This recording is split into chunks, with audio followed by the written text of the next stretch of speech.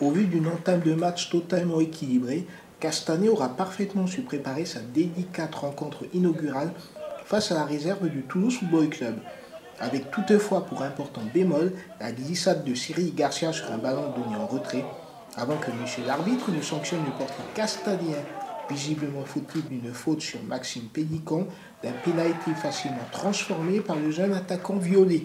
Mais loin de se désunir suite à ce but quelque peu casquette, les locaux prenaient alors le jeu à leur compte, en se procurant leurs premières occasions.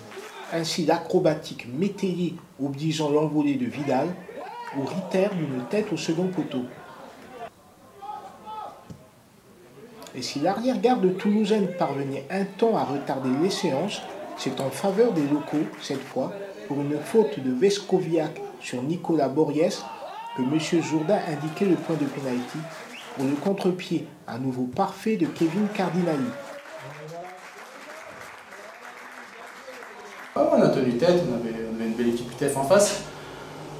On s'était préparé pour, on avait bien préparé tactiquement, physiquement aussi, donc on savait tout ce qu'on avait à faire. On prend un premier but un peu casquette, donc on a vite réagi derrière, 5 minutes après, on a repris le ballon un peu en main, entre nos pieds, et on a réussi à les mettre en danger. Fin de première mi-temps, on égalise logiquement sur un penalty, et après on a 2-3 occasions pour mettre le second. Après le gardien fait 1 ou 2 arrêts intéressants. À la mi-temps, il y a un partout, on se dit qu'on peut mener au score. En deuxième mi-temps, ils reviennent bien, ils ont écarté le jeu, ils ont eu plus de vitesse. Donc ça nous a mis un petit peu en difficulté. Ils n'ont pas de grosses occasions, mais ils ont beaucoup de situations, ils avaient le monopole du ballon, donc c'était assez dur. Dès le retour des vestiaires, les Toulousains devaient pousser très fort sur le but castanéen. El Mokadem forçant l'attention de Garcia sur un centre en retrait, avant que Jarjabek ne soit tout proche de lober le gardien.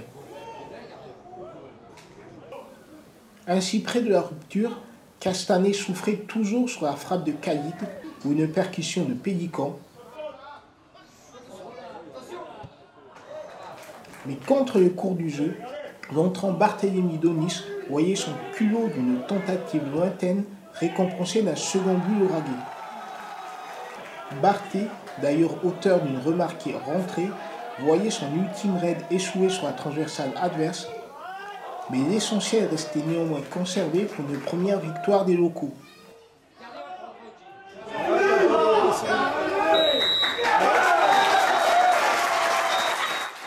Puis après sur 1 ou 2 contre, il y a Barthé et Donis qui met un super but. Ils peuvent mettre un second derrière, alors le gardien a encore fait l'arrêt.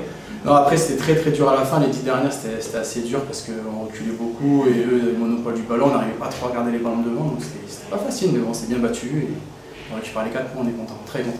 Ouais, non, j'ai été très bien accueilli au club déjà, par le staff, par les dirigeants, le président, et puis les joueurs. Ouais, après il y avait un bon groupe, je sais pourquoi je suis venu, j'avais de très bons échos du club, du groupe, je connaissais certains joueurs, donc non, on a fait un stage, j'étais là toute la préparation, donc ça a facilité mon intégration.